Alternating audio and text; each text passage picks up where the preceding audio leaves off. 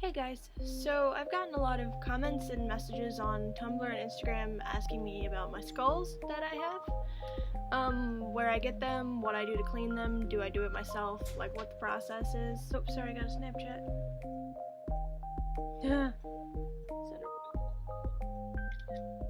Perfect.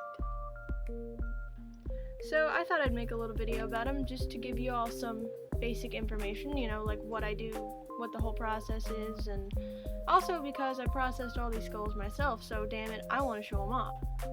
Okay, so I have 11 skulls in total that I'm going to be showing you right now. I have 3 more that I'm working on right now that are currently outside in their tub. They're just soaking, and they've already been totally macerated, so I'm just soaking them in water right now. Out there I've got a beaver, a fox, and a turtle. And then in my freezer right now I've got a coyote, a gar, and okay, I seriously can't remember what the third one is, but I've got 3 of them in a bag in my freezer still right now. I've done them all fairly recently. I just really started doing this a few months ago, really about the beginning of summer. It's October right now. So I'm still kind of trying to get used to this whole filming thing, and also my skulls are all on shelves on the other side of the room over there where it's dark, so I'm gonna have to like get up between takes to go get them, so this video is gonna be a little choppy, so I apologize. But yeah, I'm gonna go start grabbing skulls and showing them off. This is my first one. I actually got this one from a friend. This is a dog. It was his dog who died outside, and he actually didn't know where he was for a few days, and when he found him, he was just a pile of bones. So, he was a husky lab mix, and I put all of his teeth back in and whitened him in peroxide. The peroxide mixture that I use, I've heard a lot of people say that they use 50-50 water and peroxide mix to whiten bones, but I usually use, it's probably like 75-25 more peroxide than water, and I usually let them soak overnight if I'm patient enough, but usually I'm not, so it ends up just being a few hours. So this is my dog skull. This is my second one. This is actually a deer that I found on the side of the road, and I have this complete skeleton. It's actually in a tub on my kitchen table right now.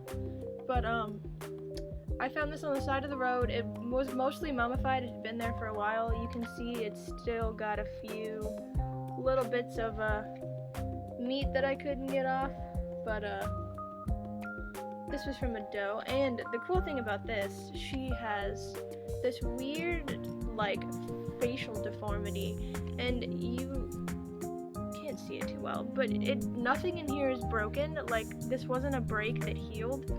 It looks like rhinos to me, but I've never heard of that in anything but like horses and livestock kind of animals. But I don't know, rhinos also is a condition that can happen when a baby animal in the womb before they're born, they're pressed up against the side and their face can't form properly. So if anybody has any idea about what that could be, if it's not rhinos, let me know, because I would love to know. Okay, this one is definitely my favorite because I knew her while she was alive. But this was my husband's cat, Church, and I actually have a whole post on my blog about after we found Church, the whole process I did to clean all the bones. And Church was fairly old, but yep, this is a domestic house cat. She doesn't want to go back together. I actually also have Church's whole entire skeleton that I processed, but she was so mummified that I can't get, you know, all of it out of the little tiny bones. So I've still got that in a cardboard box somewhere, and I'm going to figure out how to clean the rest of that, and then I plan on articulating her whole skeleton, so that'll be cool. This little one here is a mink, and I honestly have no idea where I got this one. I don't remember, but I processed this and whitened it, and I don't have any of its teeth in really, except for some of the little ones, but I do have them. I just need to get them. This one is from the most recent batch of skulls that I cleaned. I ordered a box of animal heads from a tannery in Oregon, and I had them shipped here, and since, you know, I live in Virginia, Shipping was, I think, $80. The box weighed 22 pounds because I ordered 12 animal heads, I think. And this was one of those. And that's where the 3 in my freezer and the 3 outside are from. But this was a bobcat. And I processed and whitened this one. It still has this awful greasy spot on top that I'm going to try to get out.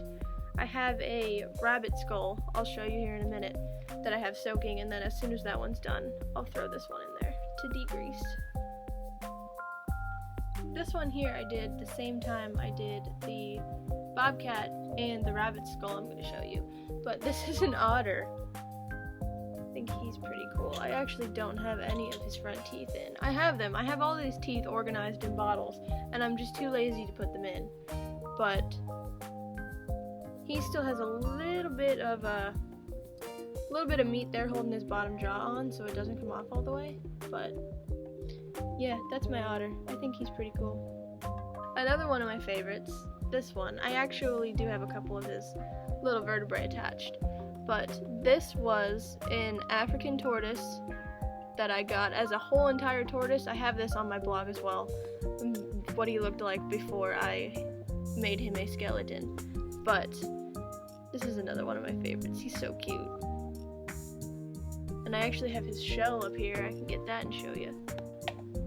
Here's his whole shell that I cleaned. I actually pulled each one of these scutes off. Actually, I have a video up, don't I, of me putting this whole turtle shell back together. But this is what it looks like now. I sprayed it with a clear coat. I think it turned out nice. But yeah, this is where his little head attaches. He actually fell off. But yeah, that's my little tortoise skull. Alright, next up I have my Jacob sheep. And his jaws still fit kind of weird. I don't have him aligned right yet, but this one is so fresh he actually still smells pretty bad. But his horns, he's got 2 horns, and they're pretty rough on the edges from him rubbing up on stuff. But yeah, he's pretty cool. This was actually the first skull that I ever did with horns, so I like him.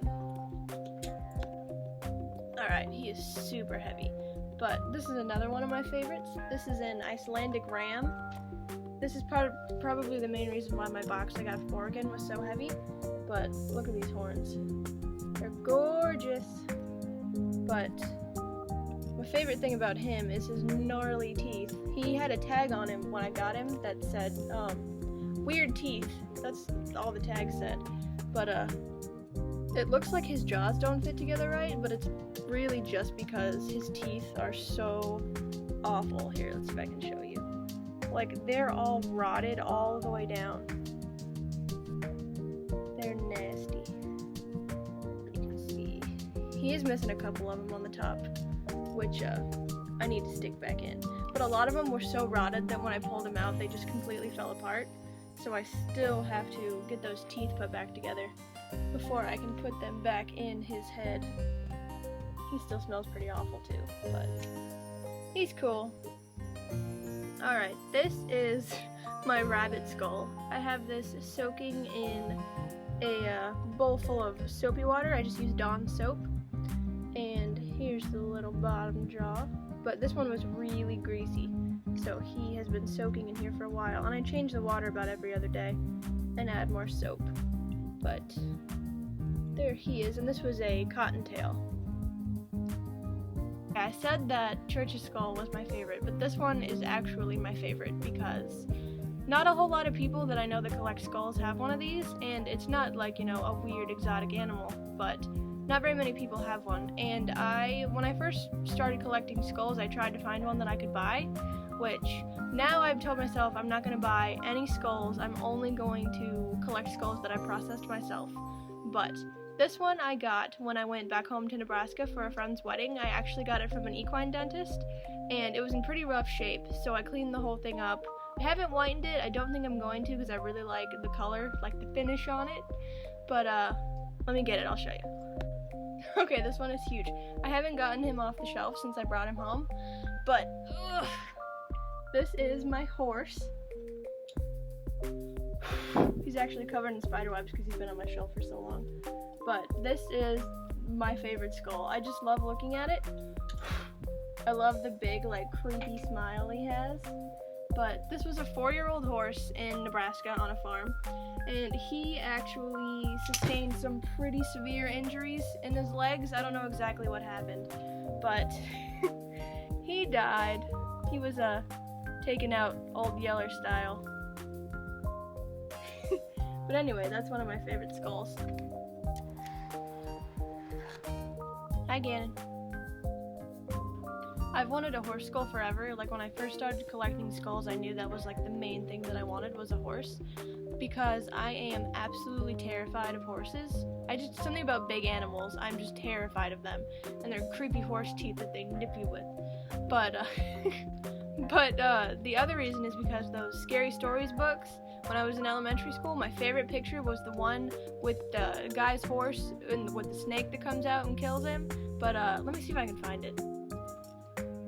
Yeah, this one. That was always my favorite. But yeah, this is my horse, and this one is my favorite. And I don't know what his name was actually when he was alive. I might try to email the lady I got it from and see if she knows. But yeah, he's even got his creepy nippy horse teeth. Dog, quit licking my horse. I set some of my skulls on this chair here next to me so I don't have to walk across the room to get them every time. And my dog is just going crazy licking them all, like they're so delicious. No, do not eat the pony. Stop it. So yeah, those are all of my skulls that I have done. I will probably make another video because I have, 6 more skulls that I'm working on. So when I have all those done, I'll make another one and show you all those, because they're pretty cool. I have a beaver in there, and he's awesome. I'm super excited about that one. But, yeah, since my whole thing is, my 2 biggest collections are lip balm, makeup stuff, and skulls, dead things, I'm gonna try to, alternate here, doing, a skull dead things video and makeup, I don't know, part of my lip balm collection, or reviews. I guess I could do that. Hello, dog. Say hi. What are you doing? Okay, good night. But yeah, my next video I'm planning on doing, I actually might film it right now after this, is a review of all my Revos, because I have most of them from the whole line. I started collecting them when that first summer collection came out, so I don't have all of those. A couple of them I don't have just because they were awful, like bubblegum. I can't stand anything bubblegum. But yeah, I'll start doing those, and if you have any questions, leave them below. I'll be happy to answer them. You can follow me on Instagram or my Tumblr, and I can answer questions there. I'm more than happy to. But yeah, if you have any suggestions or requests, let me know, and I'd be more than happy to do it. So, thanks. Bye. Okay, no. Everyone always talks all over the internet about how this is the scariest picture. Like, when people are talking about how scary these books are, this is the picture that everyone thinks of. But no. This shit is the scariest thing in this whole entire book series. I still have nightmares at 21 years old about this picture. And the story with it is pretty creepy too. But no. This picture, that's not okay.